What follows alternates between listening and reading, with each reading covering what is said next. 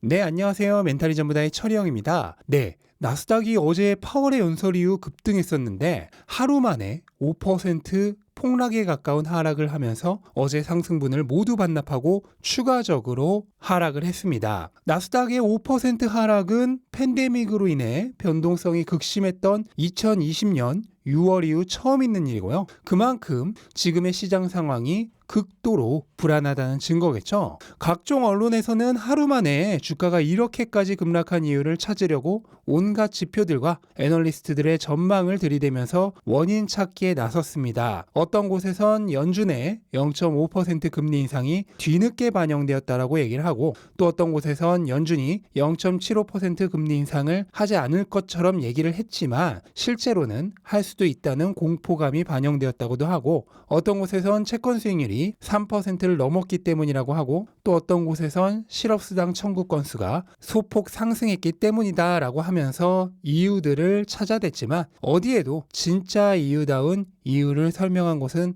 없었습니다. 왜냐하면 이유가 없기 때문이죠. 무언가 새로운 이유가 짜잔 하고 등장한 것이 아닙니다. 기존에 이미 존재하던 시장에 대한 불안감이 여전히 바뀐 게 하나도 없을 뿐이죠. 바뀐 게 딱 하나 있다면 사람들의 감정입니다. 어제는 연준이 0.75% 금리 인상 계획이 없다는 말에 잠시 환호했지만 하루 지나서 생각해 보니까 아직 시장을 누르고 있는 이 이유들이 하나도 바뀐 게 없다는 현실 자각을 한 것입니다. 그리고는 조금이라도 올랐을 때 일단 팔고 보자는 심리가 작동했겠죠. 그렇게 하나둘씩 팔면서 가격이 다시 내려가자 이번에는 서로 먼저 팔겠다고 몰려드는 패닉셀이 일어났습니다. 단지 그뿐입니다. 제가 1년도 더 지난 예전에 유튜브에 올렸던 영상 중에 전설적 투자자 중 한 명인 필립 캐럿이 1995년 인터뷰했던 영상을 올려드렸던 적이 있는데요. 지금 제 영상을 보시는 분들 중에 이 영상을 못 보신 분들이 많을 것 같아서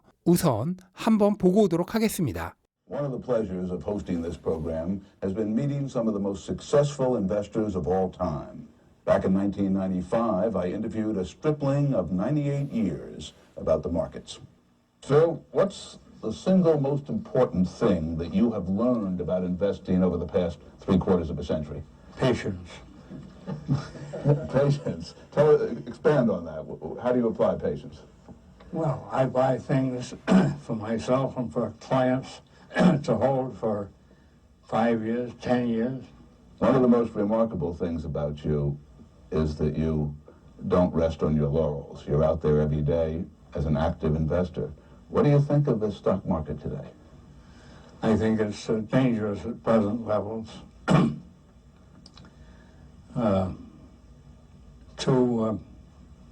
A lot of froth on the boom.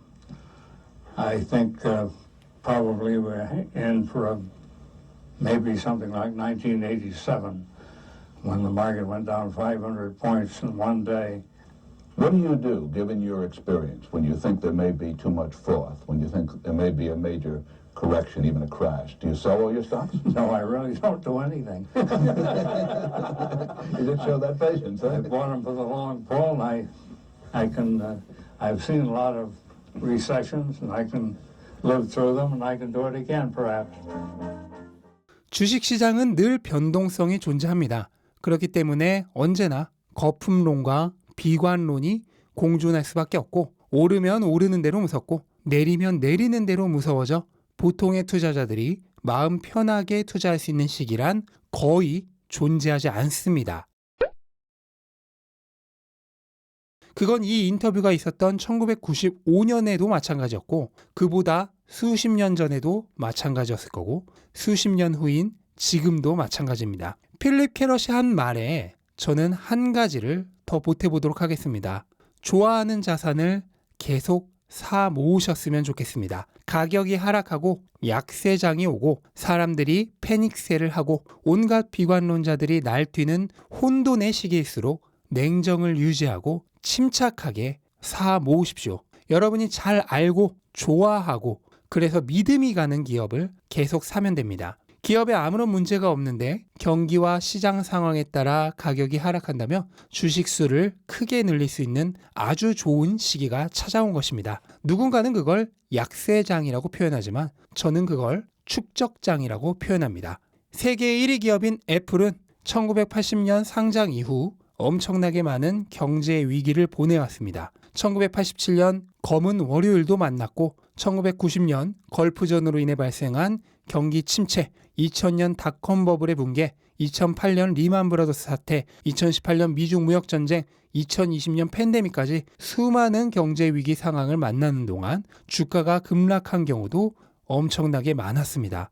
지금 보면 주가가 그냥 순탄하게 계속 올라온 것 같지만 그때도 그 시점을 보내왔던 사람들은 온갖 비관론과 감정적 공포에 주식을 헐값에 팔았을 것입니다. 만약 내가 타임머신을 타고 그 폭락의 시기로 돌아간다면 어떻게 할까요? 10원짜리 한 푼까지 아껴서 더 사겠죠. 그럼 지금이라고 해서 다를 것이 무언가요? 우리는 미래를 이미 알고 있습니다. 화폐 가치는 계속해서 하락하고 좋은 기업의 주가는 계속 오를 것입니다. 과거에는 그랬지만 이번에는 다를 거다. 이 얘기는 과거 하락기에도 늘 있었던 말입니다. 그렇게 역사는 반복되어 왔고 우리는 또 한 번 신념의 시험대 위에 서게 되었습니다. 저는 결코 정답을 말씀드리는 것이 아닙니다. 선택은 온전히 각자의 몫이 될 것입니다. 네, 이것으로 오늘 영상은 마치도록 하겠습니다. 영상 도움되셨다면 구독과 좋아요 부탁드리고 즐거운 하루 되시기 바랍니다. 감사합니다.